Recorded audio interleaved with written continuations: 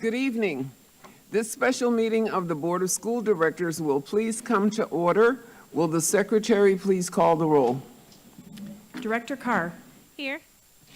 Director Garcia has asked to be excused, as has Director Gokul Gandhi. Director Jackson. Here. Director Leonard has also asked to be excused. Director O'Halloran. Here. Director Seamson. Present. Director Zombor. Present. And President Herndon. Present. There are 6 members present. The chair will now ask the secretary to lead us in the Pledge of Allegiance. The chair invites any members of the audience who wish to participate to do so, and asks that those who do not wish to participate please remain silent during the pledge. I pledge allegiance to the flag and to the United States of America and to the republic for which it stands, one nation, under God, indivisible, with liberty and justice for all.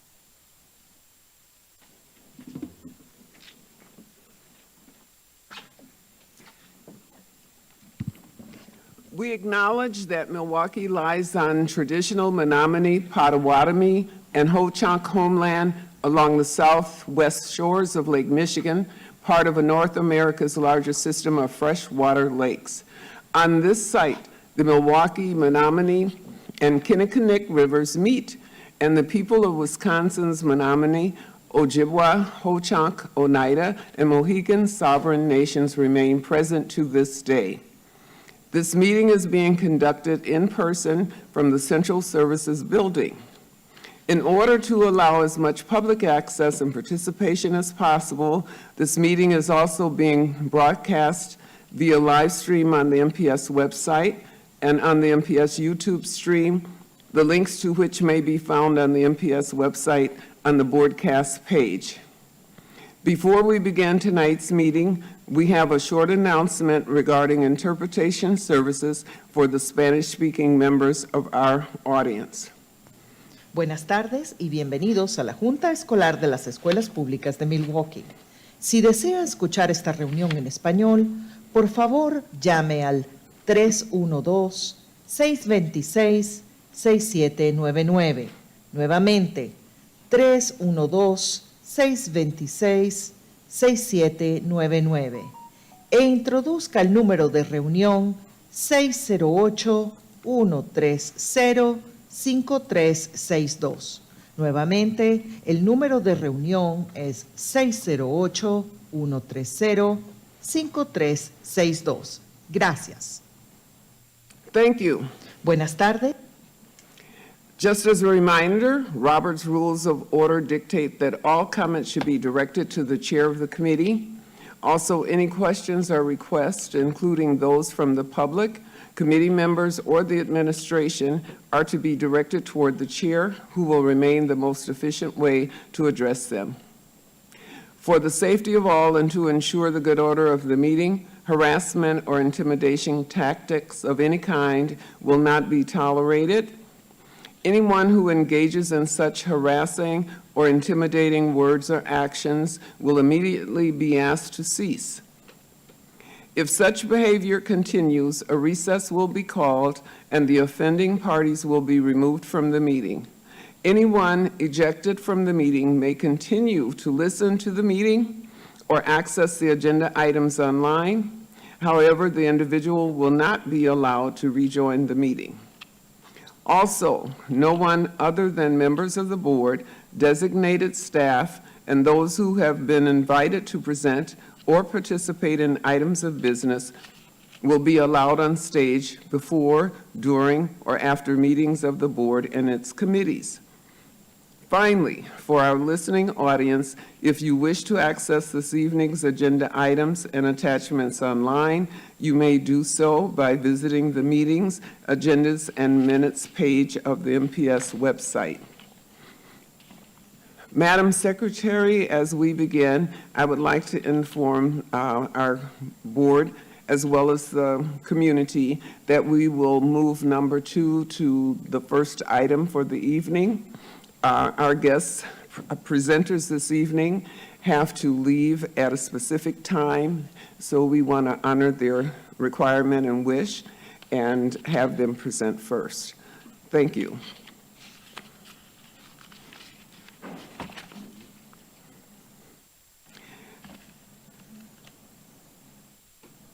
The recommendation, we aren't retiring to closed session. Would you like so me to call the item 2? We're calling with item two, Okay. yes. Item 2 is an informational training session and a retreat for board members on the Head Start program governance. This is an informational item and has not been noticed for action. Will administration please present this item? Good evening, President Herndon and members of the board. Keith Posley, Superintendent of Schools.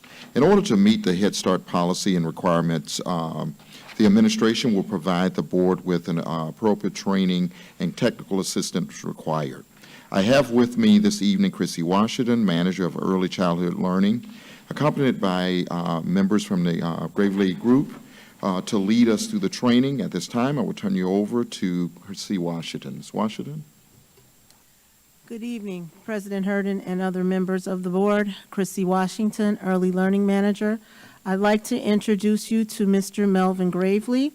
He's a native of Canton, Ohio, who has a strong interest in family and children advocacy.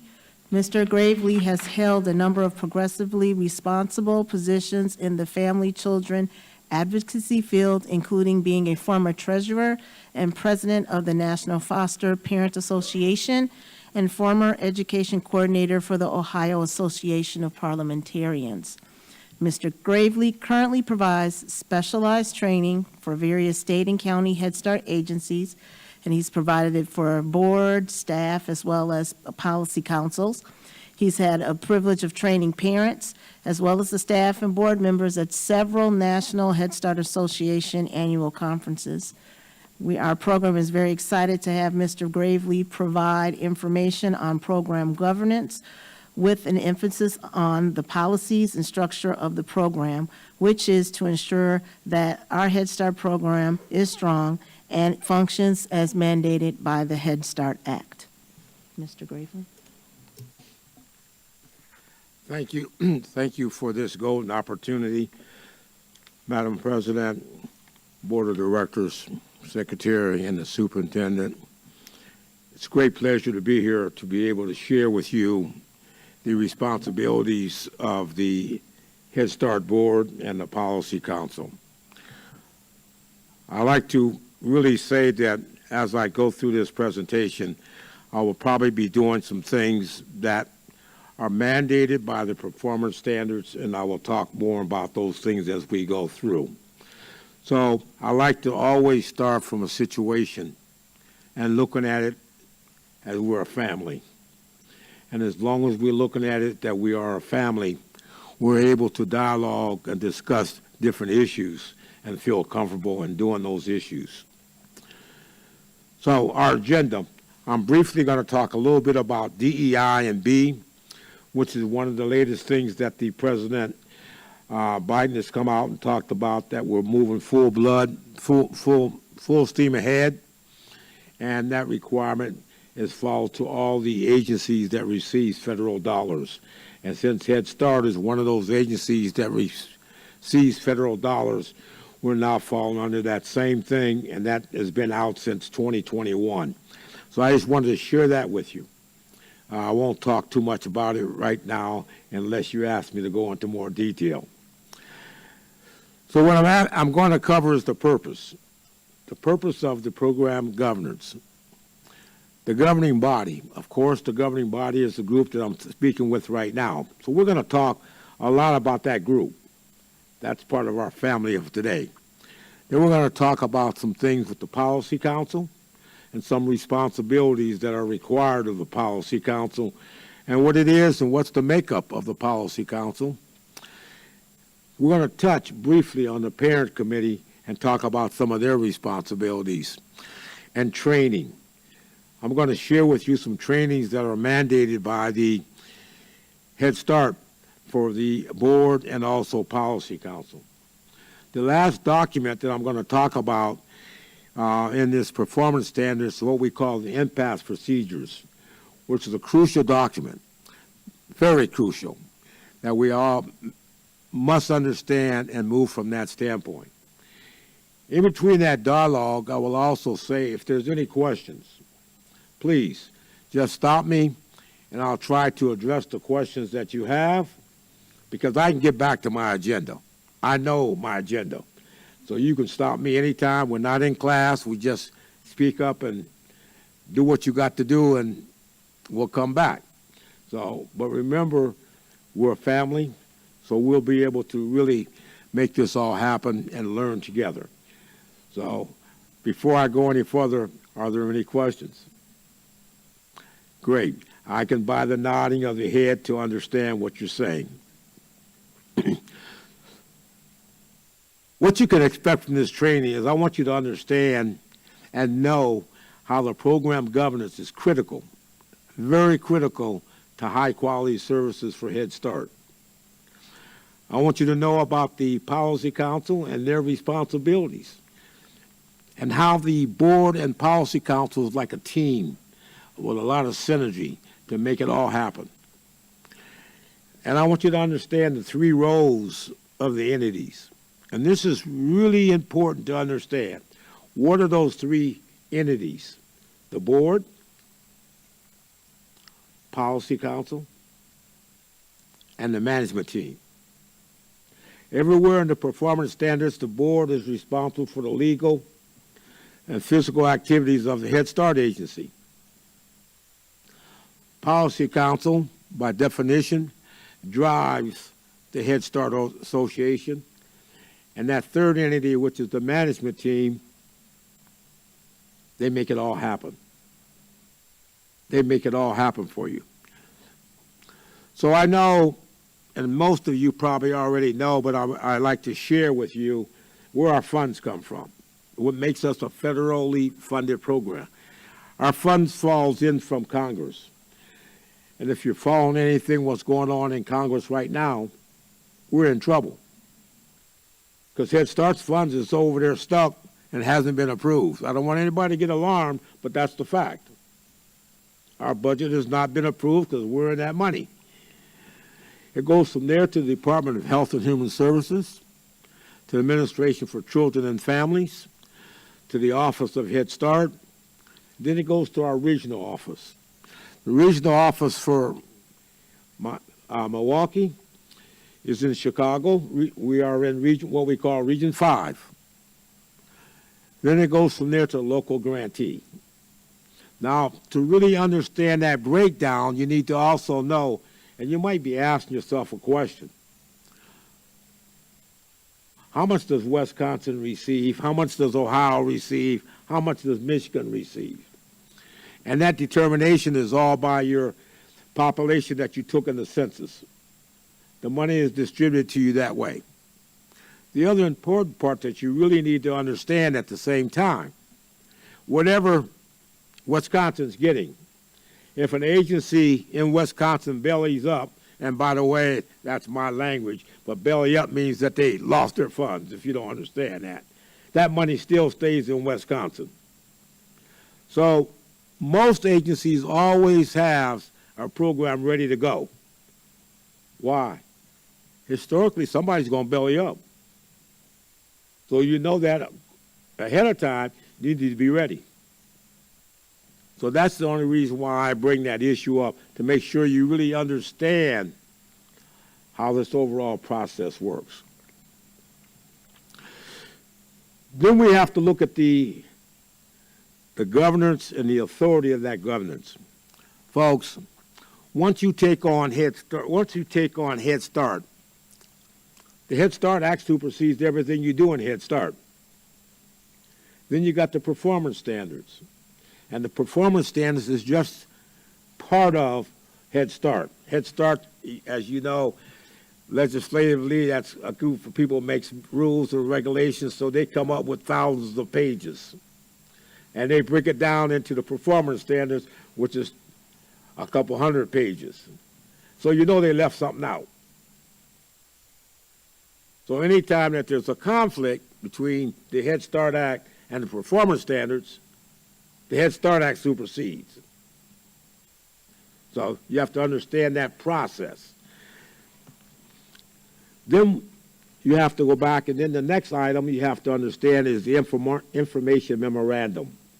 Now, according to the Head Start Act, there's a little quote in there that says, anytime that we go through troubled times and we're having problems, the Secretary of Health and Human Services can come up with different things for us to do to keep us moving.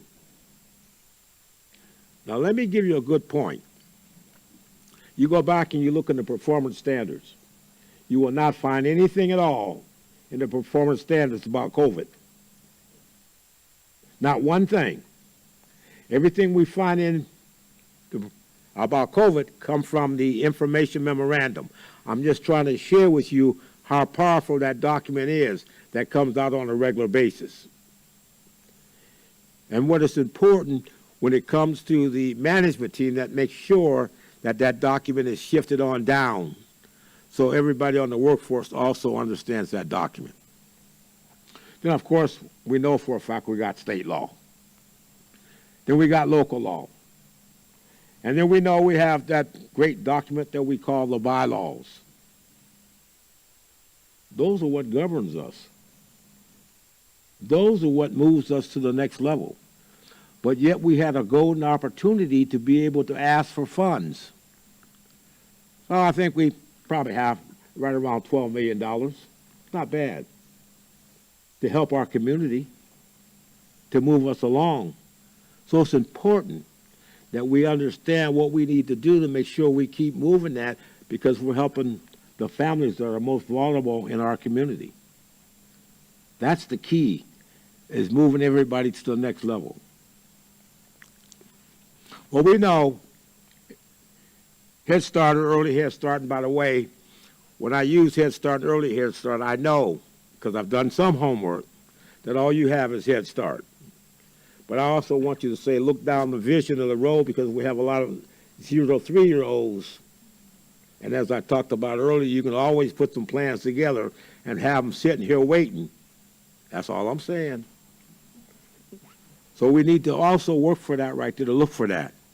But we have to be able to focus on ensuring children cognitive, social, emotional, and health readiness for kindergarten, getting them ready for kindergarten. That's our overall mission. Promote family strengths for long-term benefits for children and families. Serving families with children from birth to kindergarten age and pregnant women. That's what we're all about, trying to make those things happen. Folks, let me say this to you. All of our friends and everybody that I know in Head Start has a heart for Head Start. They have a heart. And with that heart, we want to be able to advance equity. We want to be able to reach more children and families than we've ever met before. We want to be able to invest in the workforce. And then we want to shift from there. We want to also make sure that we recover from the pandemic. And our family, as I indicate to us, have to be ready to move forward. So we need the tools to be able to do that. I like to always go to a quote. And as I look around, I have to be careful sometimes, not all the time. This quote has been around, I would say, more than half the people in this room. So that means it's been around for a while. I could be wrong now, but here's what we talk about. We must open the doors of opportunity. Open the doors for opportunity. But we must also equip our people to walk through those doors. I want you to think about that for a moment. Open the doors and then equip our people to walk through. This is a quote that was made by a very important person. It was a quote that President Lyndon Johnson made at the time of moving forward with our 8-week program. And I look around, Uh-oh, I know a whole lot of folks ain't been around at that time. Some of us have. But think about it. That's been the mission all the way through. It's still the mission, still the driving force. The Head Start Act, anytime you want to find out any more about the Head Start Act, you can go to what we call ECLIC. Under Section 641A and 642A, we'll talk about the distribution of funds, definitions, enrollment, review of plans, implementation, monitoring Head Start programs, and adjusting all those things are there. But this is that large document that I was talking about. So we have to go back now and we have to look at the guiding principles. As learning agencies are successful agencies, folks, we can't stand still. We have to continue and keep moving on learning. Sound decision-making is informed by quality data. Relationship building. Folks, we all have to build relationships, and that's the heart of leadership. It's important that the board and policy council unite themselves and work with a relationship, togetherness, build that energy to move those children to the next level. Effectively deliver services that grows from a system, looking at that system and understand that system. Of course, everybody knows that school readiness is our moving goal. Bringing in all the diversity that we can make happen. Anybody have any questions, or I can roll on? Okay. This is the Head Start Performance Standards. First Head Start Performance Standards came out in 1975. But before that, they came out with a program that they talked about in 1970. They called it 70.2. That 70.2 talked about parent participation. When they put together the performance standards in 1975, they put that same piece in there. That's why we got parent involvement or parent engagement today. The next document that came out for the performance standards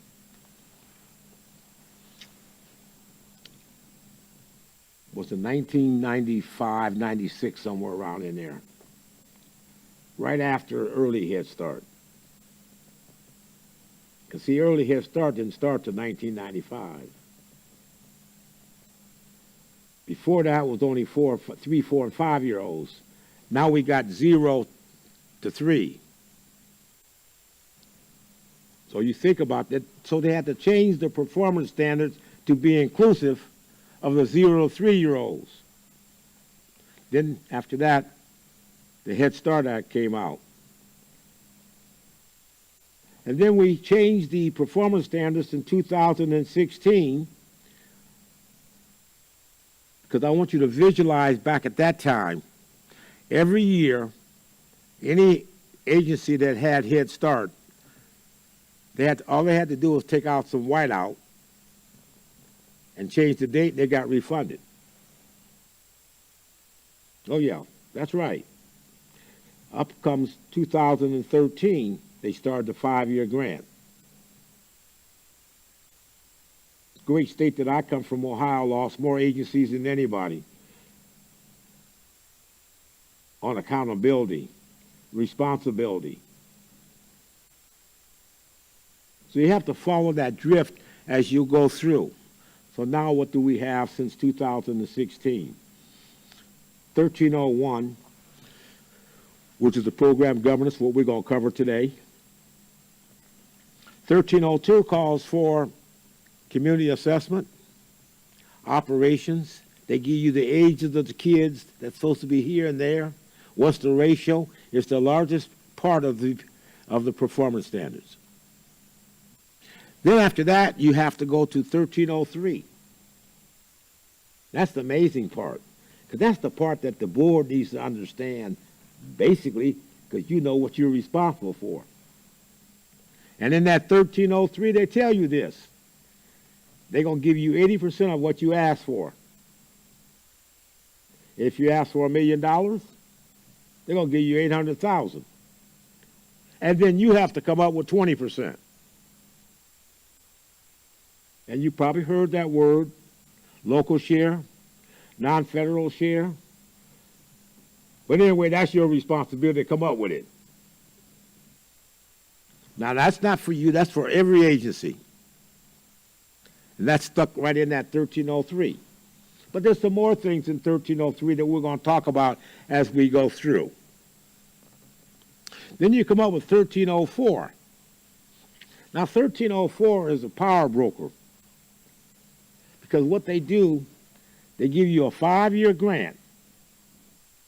And in between the first year and the second year, they call you up. And they ask you one question. What are you doing? And you tell them what you're doing. Somebody from the board, somebody from administration, somebody from policy council. And then time goes on. Between 4 and 5,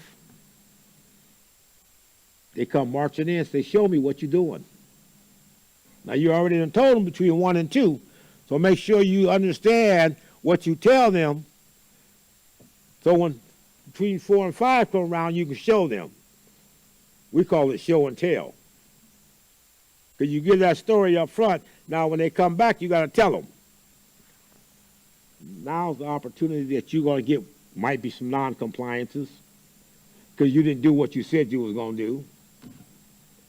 Make sure you know what you told them, because if you lose the paperwork, you might not tell them the same thing. But that's your record keeping. So you have to keep up with that as you go on.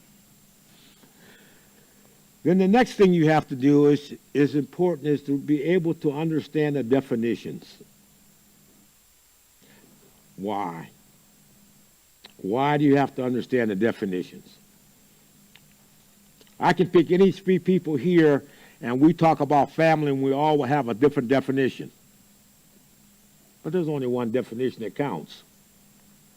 And that's the definition that Head Start says. That's the only definition count. It also says one thing. What is homeless? You'd be surprised. A lot of people think it's the person standing on the corner. So far from the truth, it's unreal. What's disability? Because when you sign that grant, at least 10% of the families you serve are supposed to be families with disability. That's in the performance standards. Think about it. That's the way it goes. So now I'm saying to you, make sure you understand the definitions and the performance standards, but yet you got the other things you have to also be inclusive of and try to understand. Anybody have any questions?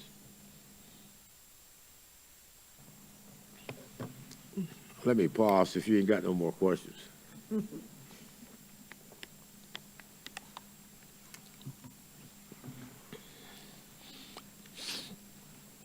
Folks, I want you to take a good look. What you see up there is the structure of a school board. That's all you see. You got the Board of Education. You got the superintendent of school. You got the local public school district, public school administrators, principals, teachers, aides, human resources. Now, who's in charge here? The board. Am I right? Come on, folks, talk to me. Shake your head and say something. You know, man, that's rough. The school board.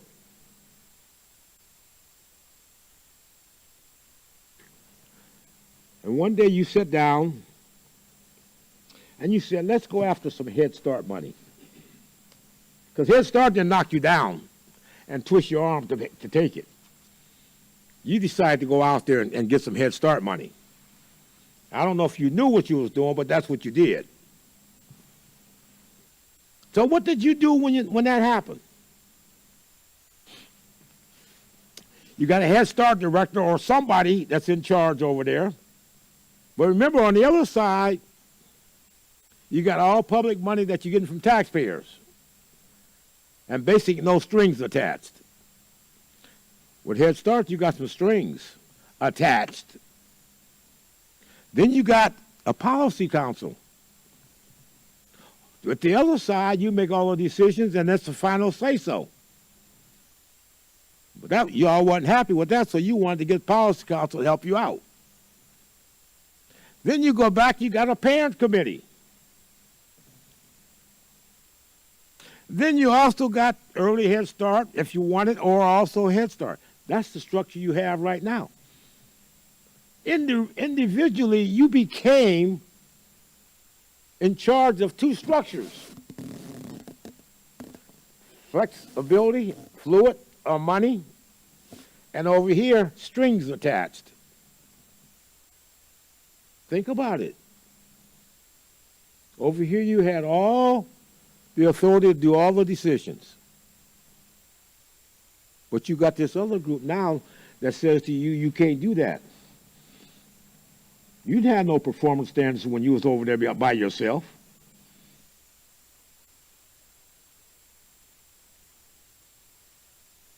And Head Start tells you one more thing. No board member, anybody from their immediate family can work for that Head Start agency. No way. Head Start told you no, you can't do that. Well, I'm just trying to tell you what you asked for.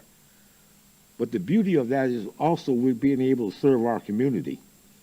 That's the beauty of it. So I'm not trying to say to you that's a bad decision. I think it's a fantastic decision. But I just want to make sure you understand.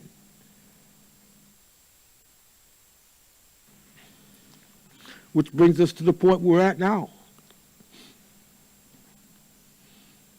You know, we as that family, we took a hit. 2019, we was 94% of enrollment. 2020, we had 69%. 21, 74%. 77% in last year, November. If you look at the bar charts you see here, the red is the funded enrollment.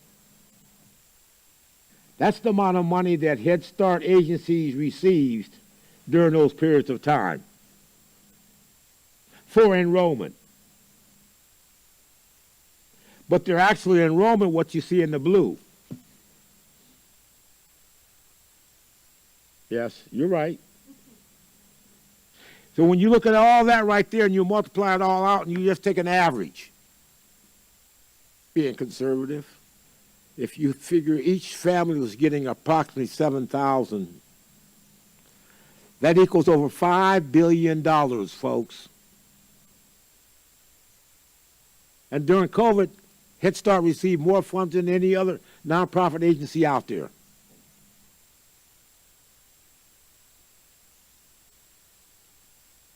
At the same time, we had to start now pushing for full enrollment. And memorandums come out that told us over and over again, we want that full enrollment.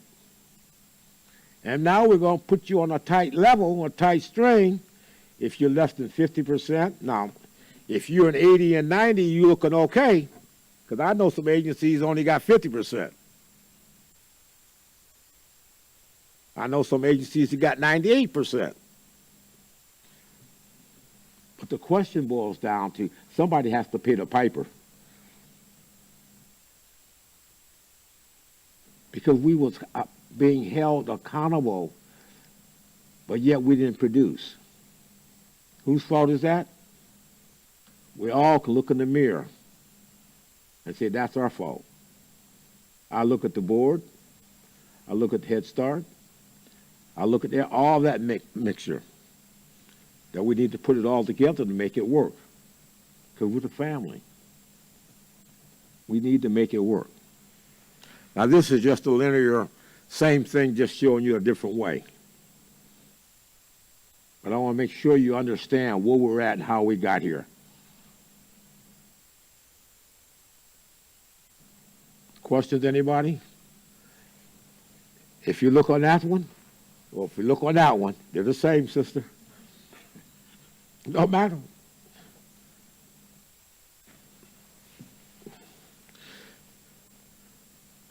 So we got the board and the policy council that makes rules and policies.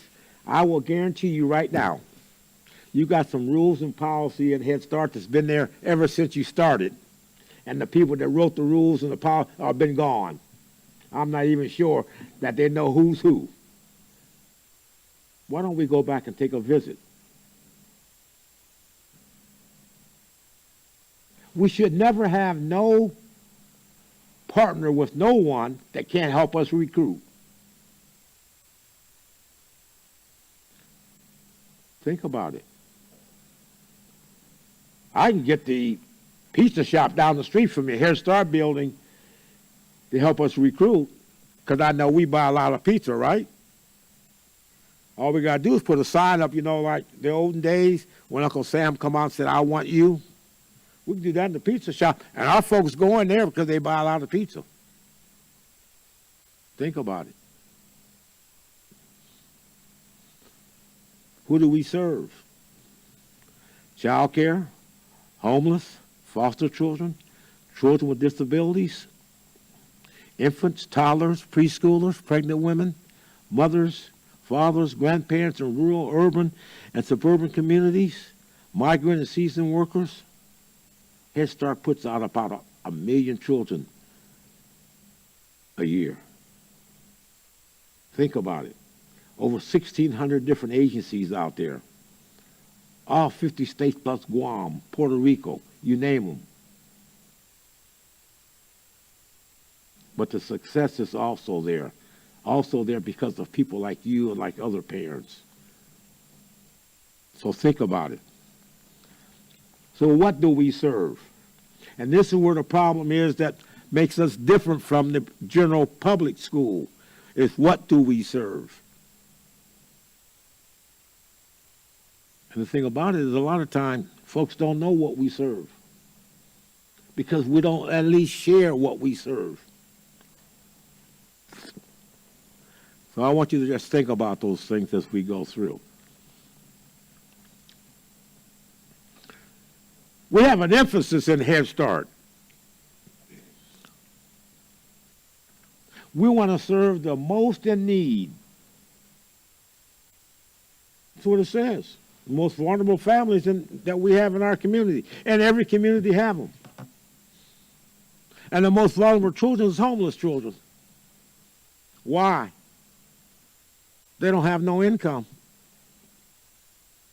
They're categorically eligible for our program as long as they're 4 or 5 years old. But we have to find them. Then we have to convince them to come in. That's what we started off with, ain't it? Is opening the doors and finding them and bringing them in. But think about it.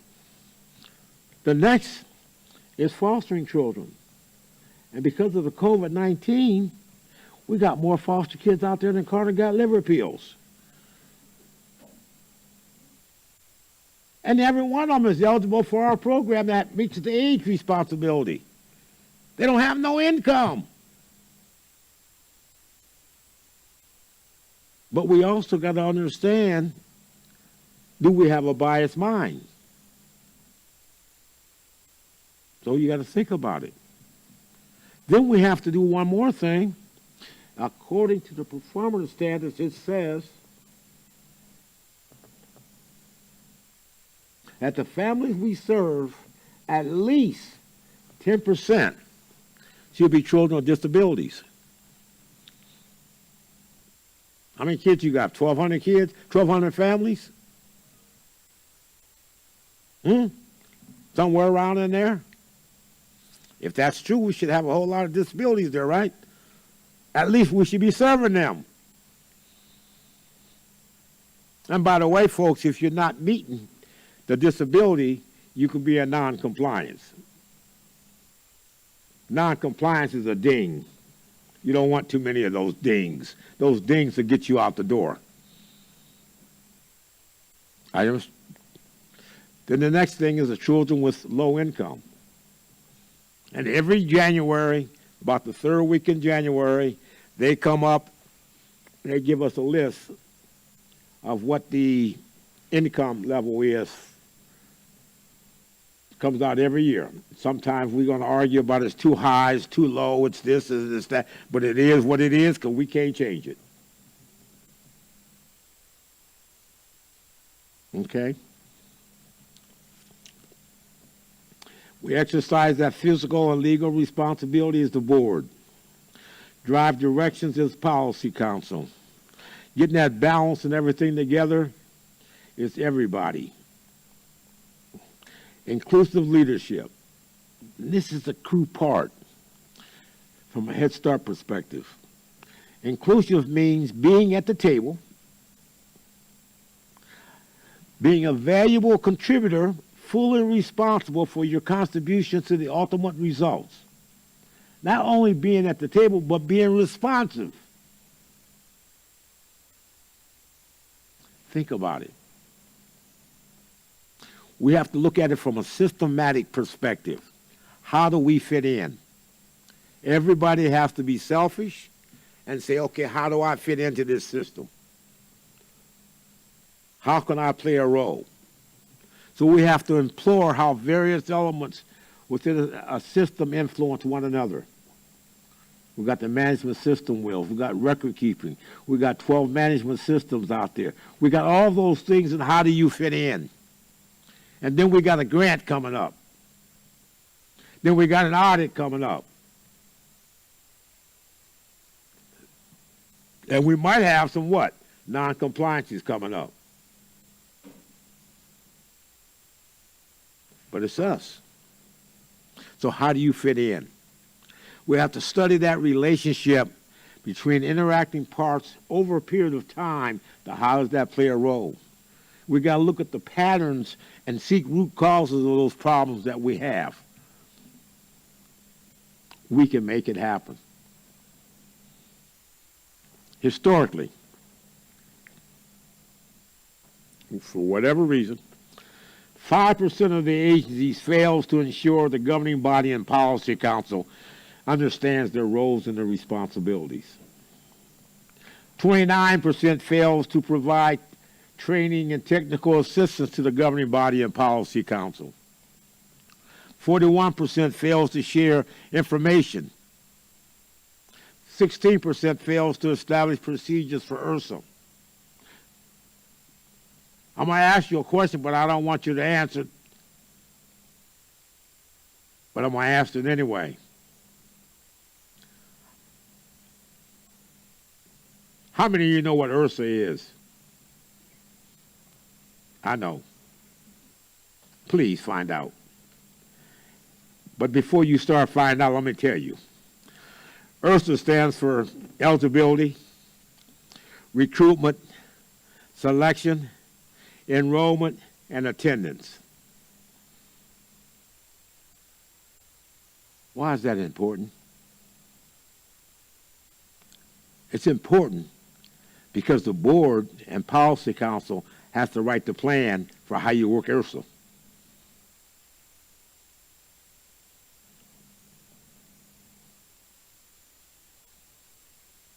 It's a joint responsibility.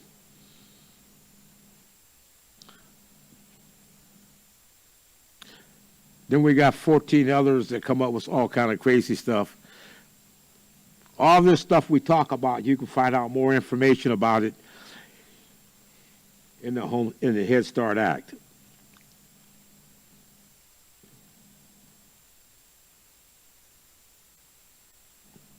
I'll pause. Any questions?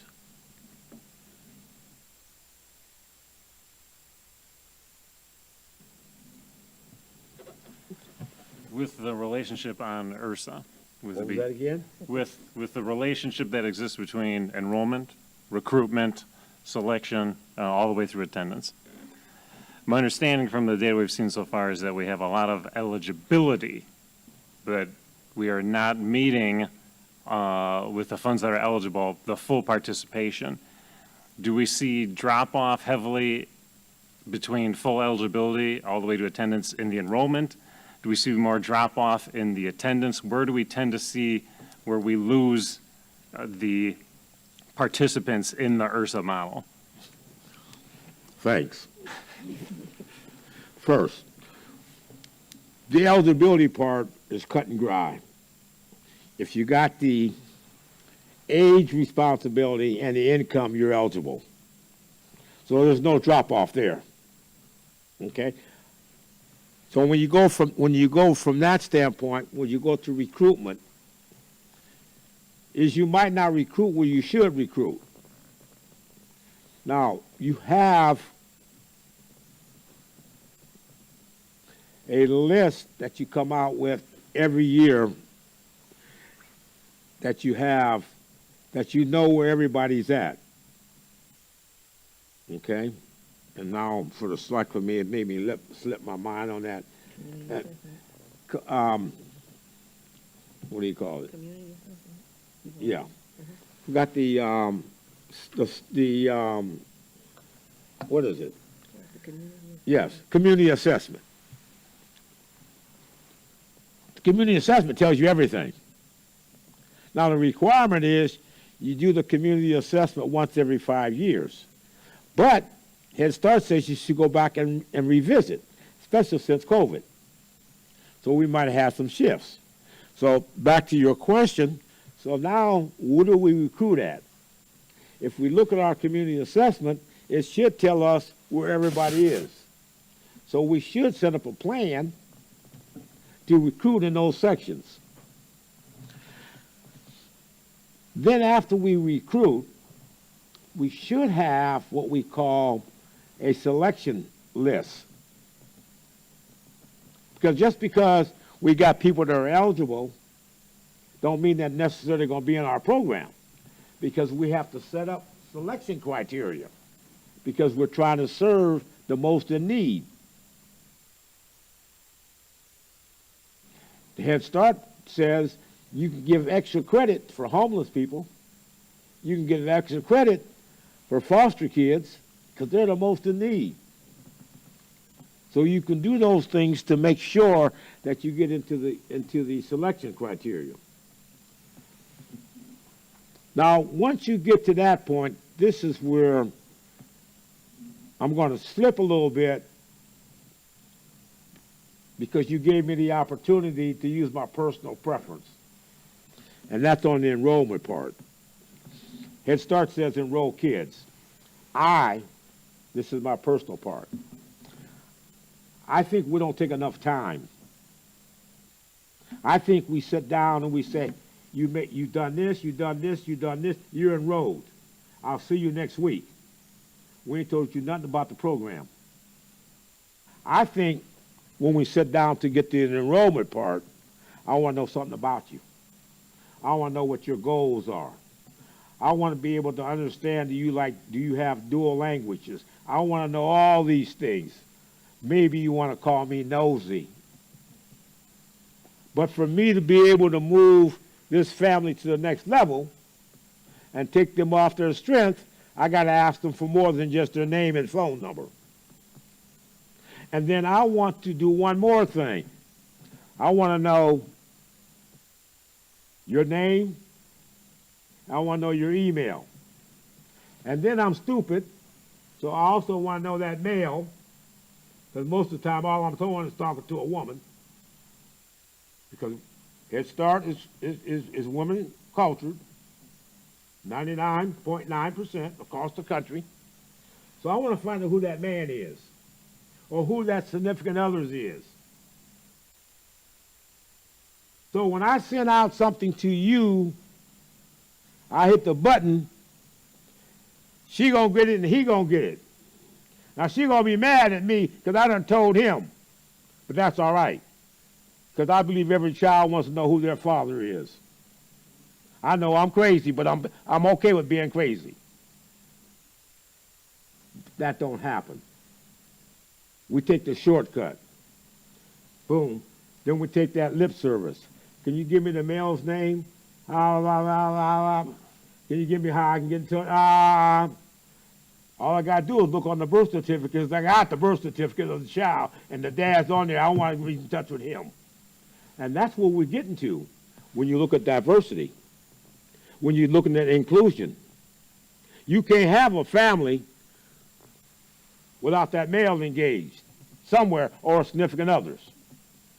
Thank you for asking, because I wasn't going to bring it up, but you asked it.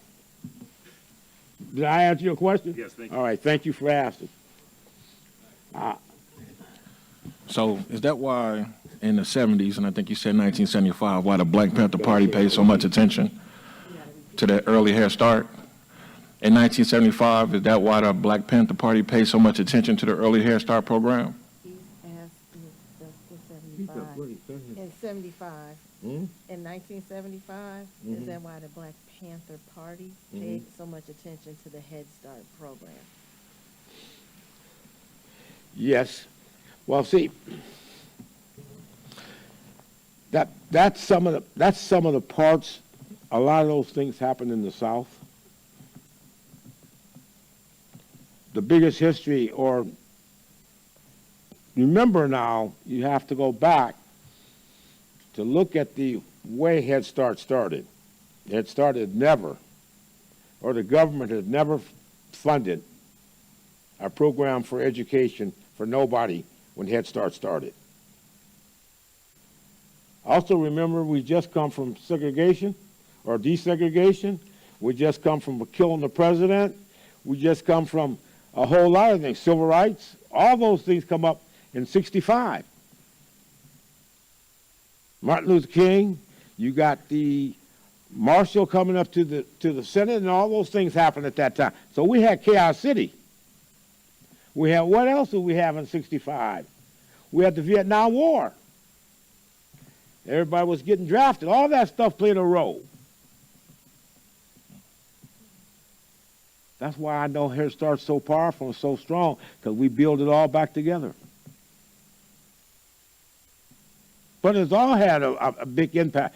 The agencies that I know, personally, that had the biggest trouble was in Mississippi. Now, I'm from Ohio, so I read about Mississippi all my life. Man, when I started going down there doing training, man, I started understanding better. But all those things happened. I want you to visualize that, because your point is very well taken, to look how well we are today. And at the beginning, Head Start was only supposed to be an 8-week program. A year later, it went to a 9-month program. Now look where we're at right now. It started off with $96 million. Why? Because they decided not to build 2 bombers. Vietnam, don't build those bombers and start off Head Start.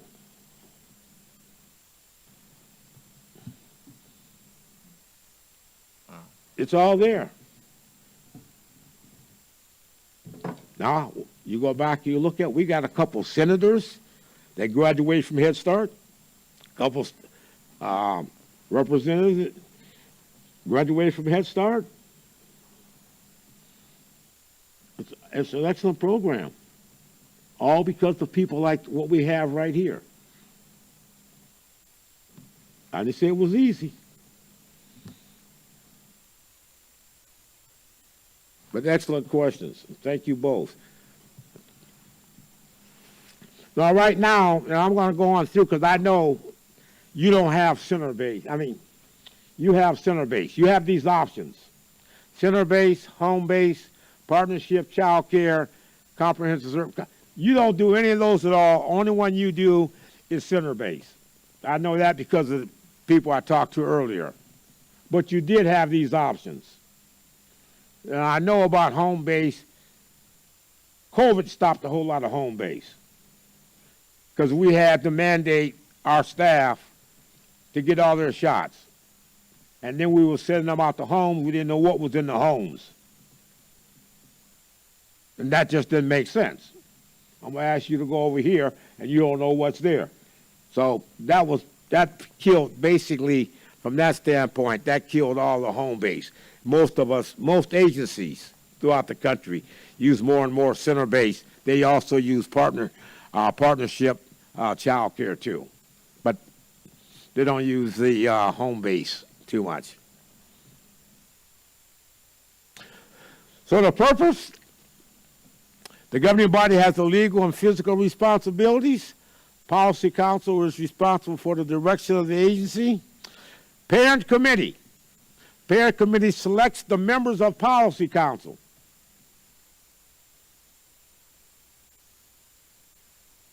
That governing structure is the Governing Board and Policy Council. This is the body of persons empowered by an organization's article of incorporation, regulations, or statutes to operate an agency. We have all those in order. The board set policies to provide general guidance. They're the administrators of the organization, and they oversee actions of the management. Head Start leadership consists of 3 entities: the board, policy council, and management staff. They're very powerful. They provide leadership and strategic direction.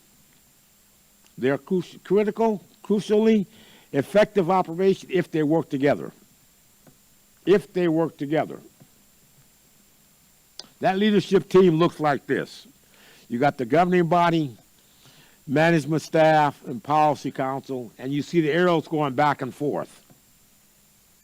That's what we call shared, everybody working from the same standpoint. With these 3 entities, if they operate in sync with one another, it's better positioned to move the compliance to excellence. But you got to be working together. We talk about systematically making sure every entity understands how the overall system plays a role with them. How do they integrate all those things together to make them happen, and look at the comprehensive strategies of how we move forward. And that's what the board, policy council, and the parent committee. Right now, everybody here knows what each one of those are. The board got the fiscal responsibility, policy council got some responsibilities, the parent committee, and the management team. Now I'm going to go down and talk about you, because right now we're on the board now, so I can leave everything else alone. Who is on it? Elected officials and appointed members. Only elected officials usually are school boards. Community action agencies, other agencies, they have appointed members. There's no term limits on members of the board. None. Unless you set your own term limits. Head Start leaves that fluent. But Head Start also says one more thing.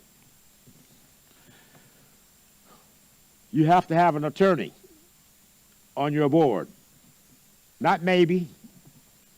You have to have an attorney. You have to have a financial wizard, CPA or equivalent, or understands federal financing. And you have to have a person with a childhood education. Right? Yeah, you got to have them. Yeah, that's right. Why? We deal with, they fund you to take care of little kids, so you need somebody with an education in childhood. They go on further than that, and they say, if you don't have them, you can go out and hire them. Most agencies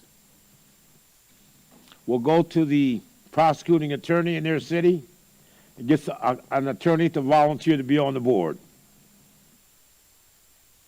Go to a CPA company in your area, get a person to volunteer to be on your board. And you can always go to a school or somewhere to find someone that has an early childhood education. But you're going to have those 3. Yes? You one of those 3? Question for clarification. Do they have to be a practicing attorney, or is it someone that... I can't hear her.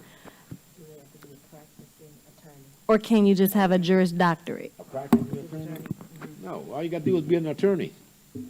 Now, here's what you got to look at.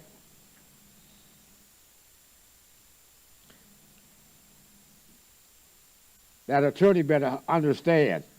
There's only one entity in Head Start can get sued. You know who that is? That's the board. So now, if you go into court and you want that attorney to be what? Willing, ready, and able. Because the only people who can get sued in Head Start is the board.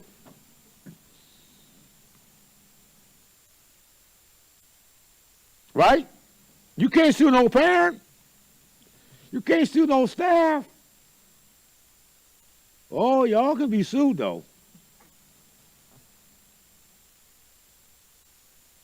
That's the board.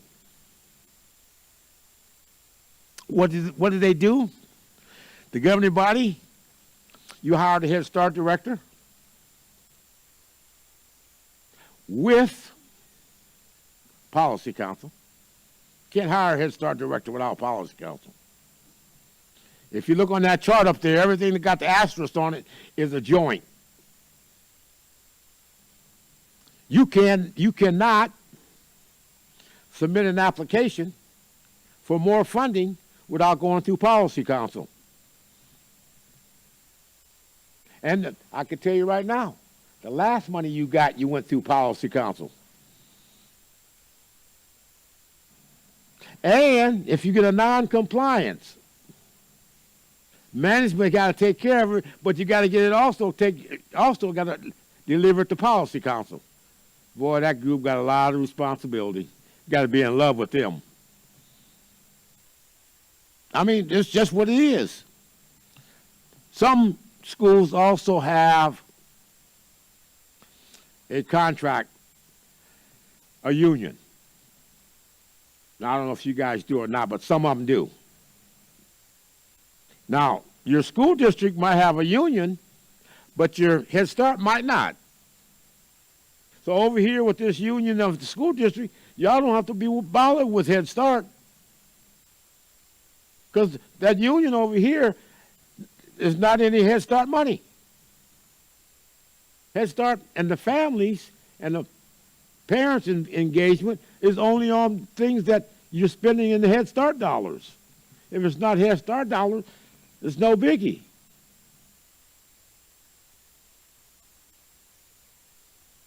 Okay? You focus on all the physical issues, audit deadlines, logistics and responsibilities, procurement guidelines for a change of budget scope, cost allocation, applied allowable cost, direct cost, all those things you got to worry about. That don't have nothing to do with policy council. Nothing. But Head Start requires you to do all that. That's why you got a financial wizard. And you got an attorney.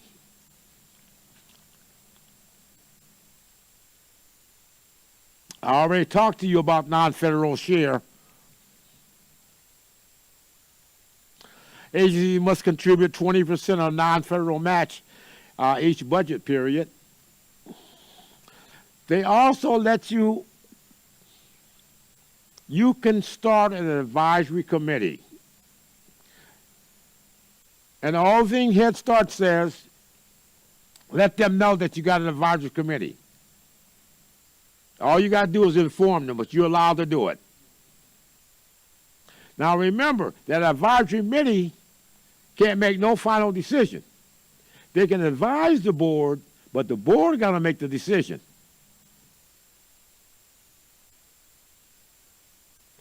I work with a client up in New York. They got an advisory committee, a beautiful advisory committee. They got all doctors on it. 8 doctors on their advisory committee, meeting once a month. What does that mean? 8 doctors on your committee meeting once a month, giving you advice. Also, remember, that goes toward their local share. And they're not the people that's making $2 an hour, remember that. So they make their local share easy. But they got that relationship with the doctors in that community.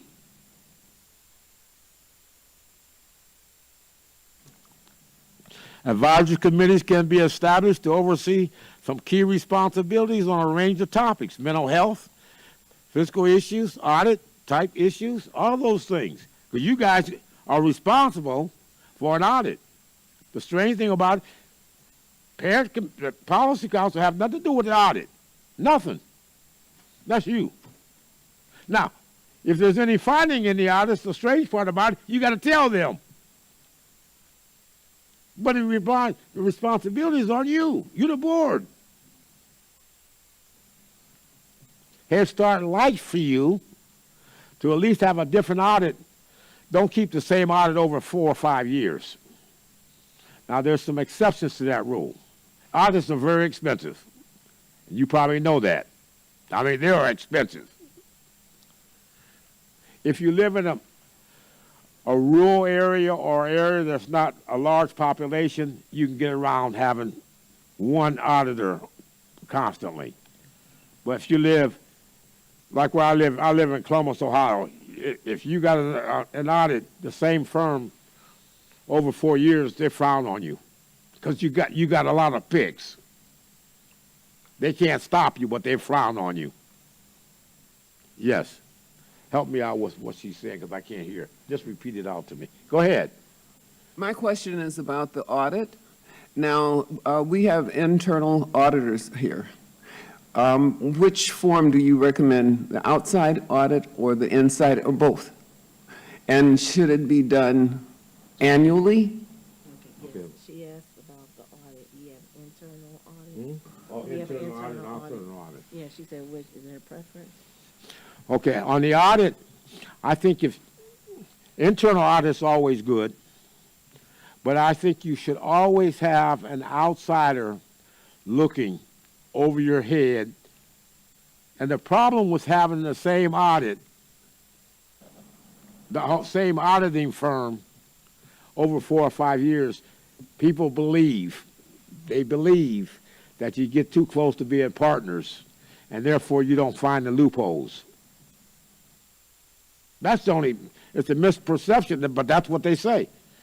If I'm doing the audit for you over and over again, I just might walk in the door. I might not even be looking for some stuff because I've been doing it all the time, and you might not be holding me accountable. That's why they always say they would like for you to have a different one.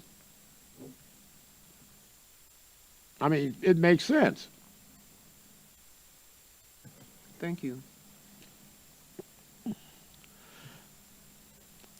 We got poor board relations, inadequate board experience, poor communication between the board and the CEO, insufficient organization oversight, poor relationship with key stakeholders, not understanding their roles, and lack of training. That's what happens to the board a lot.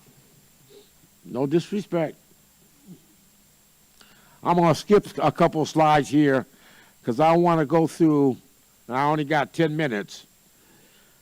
So I'm going to try to squeeze this in.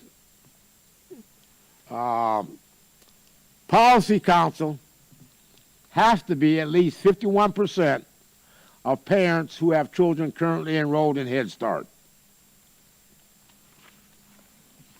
At least 51%. You cannot have more than 49% community reps. And Policy Council picks their own community reps. And no staff member can be on Policy Council. Highly recommended that Policy Council has a representative come to your board meetings, and the board has a representation that goes to the Policy Council meetings, just for dialogue. It's only recommended, it's not a responsibility. I'm not going to talk about some of these things here, but I want to share the terms of each Policy Council members have to run every year. They cannot be on Policy Council more than 5 years. That should be also in their bylaws. Shared governance, this is important. This is something that belongs to the board and policy council. That's why we call it shared governance. Monitoring, self-assessment and continuous improvement plan, monthly program and financial reports, annual program information, child outcome report quarterly and annually, planning, your community assessment, strategic plan, grant applications, decision-making, program options, hiring and separation of staff, program-wide operations and policies, and also priority criteria for enrolling families with greater needs first. That's that URSA program that we talked about. These are all things that are shared with the board and policy council. Required reports. These required reports are given to the board and policy council at probably in their monthly meetings. Communication, as I indicated to you before, from the Secretary of the Department of Health and Human Services. Financial statements, including credit card expenditures, program information summaries, enrollment report. You should know what your enrollment is constantly, all the time. If you're at 50%, you should be asking staff or the person from the Head Start, what are we doing about it? Remember, what are we doing about it, or how can I help? Don't say what you're doing about it, because you're also part of that, so how can I help? Make sure you're keeping up with all the meals that you serve. Financial audit, that's the board taking care of that. As we indicated that, taking care of that. Self-assessment, community assessment. Those are things that we do constantly. Management team carries out all these responsibilities for us. And it usually goes this way. From the management team, the policy management team goes to the policy council, they review, report, and send it back to the governing body and then you got both signatures. Did everybody get a copy of this? Yes. This sheet right here, I want you to pay close attention to it. This sheet right here tells you what everybody's supposed to do.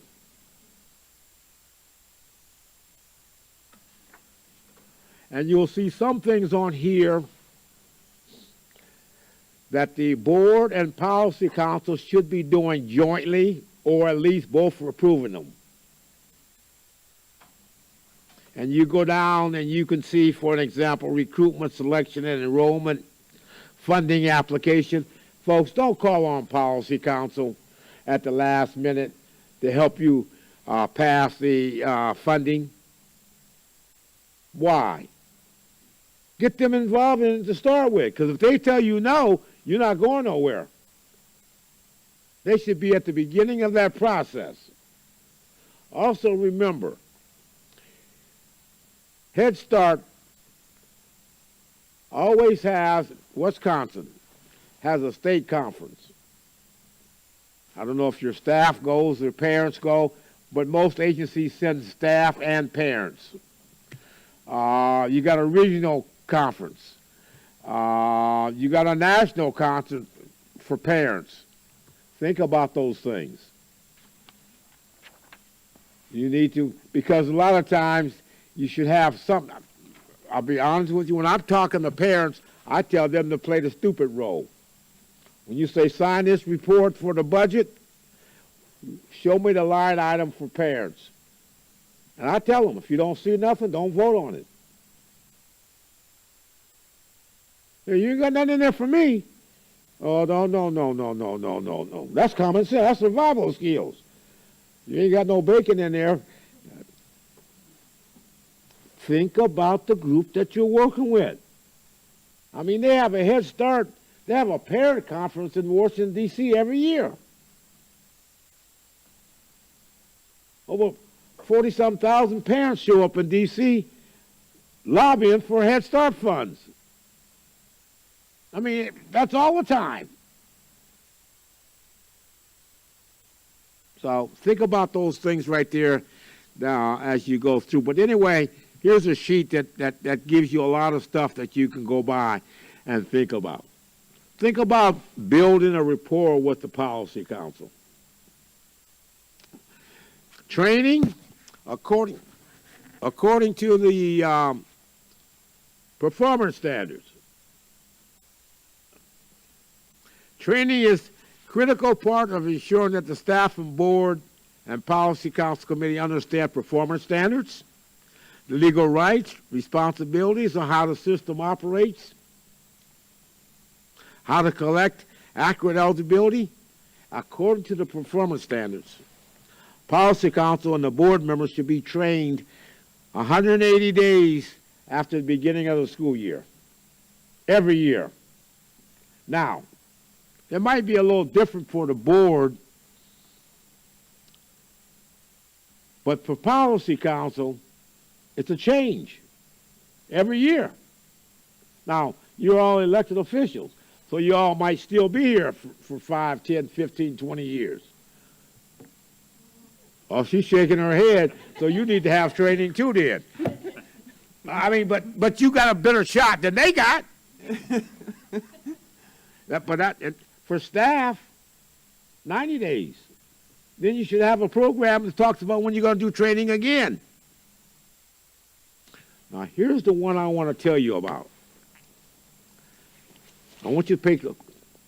Are you an attorney? Okay. Make sure you do this if you don't do nothing else. If you don't do nothing else, please do this. It's called an impasse procedure, and it's in the performance standards under program governance. It's 13016. It says, create a document. And this document is only between two people or two bodies. Two bodies. The board and Policy Council. Only those two. You create, it says that you must, it don't say may, it says must. Establish written procedures for resolving internal dispute between the board and Policy Council in a timely manner that includes an impasse procedure. If you listen to all the things I talked about, hypothetically, either or can close this agency down. Board wants to hire Mel Gravy for the Head Start director. Policy Council don't want it. We ain't got no way to solve that problem. You can't hire me. So you need to create a document that explains what are you going to do when you come to that disagreement prior to coming to it. If you wait till you get that disagreement, you're not going to create no rules. Because every time you try one rule, I don't agree with that.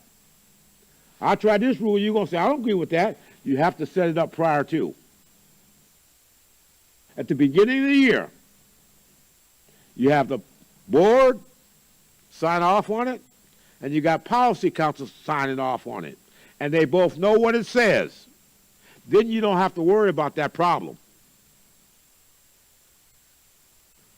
That's been in the rule book for I don't know how long.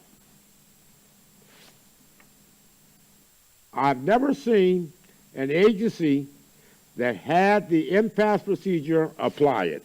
Never. And I've been around over 30 years. But I have seen agencies that didn't have it, that wish they would have had it. I call it, it's like most of us all have a life insurance policy that we're not going to receive nothing for. Our loved ones are going to get something because we ain't getting nothing. But we need it. That's all it's for. If I covered a lot of items. Folks, if you don't do nothing, if you don't do anything, please set that up. You don't want to fall on some crazy stuff. somebody gets upset at somebody in the Head Start, somebody on the policy council gets upset, and they say, well, we ain't gonna pass nothing. Now you got this headache.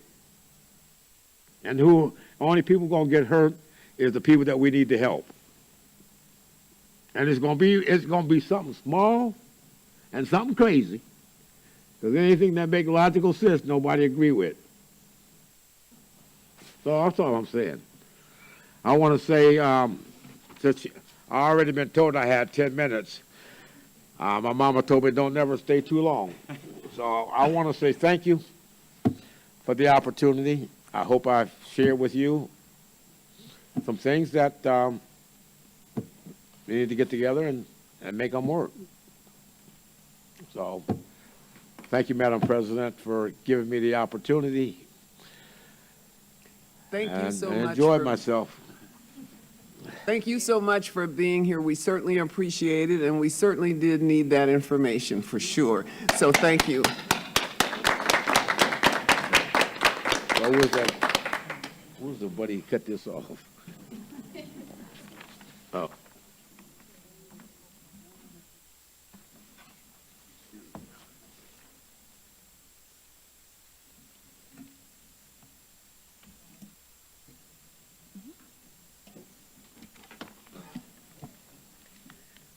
Again, I'd like to thank Mr. Gravely for his wonderful presentation and fantastic information for which we will definitely make use of.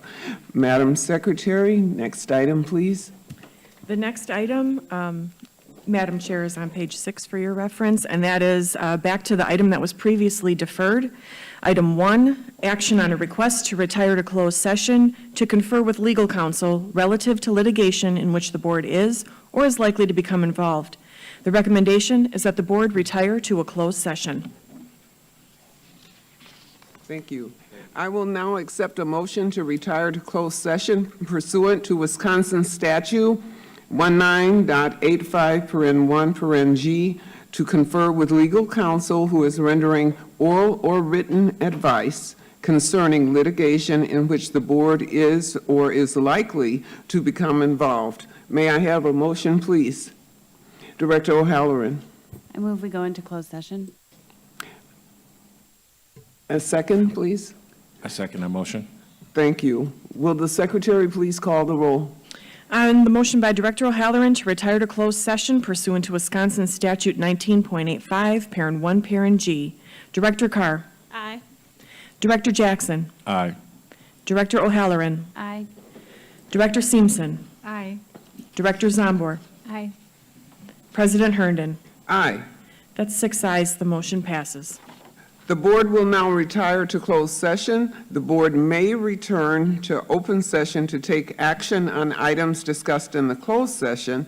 Otherwise, the board will adjourn from the closed session. Madam Secretary, please note the time. So noted.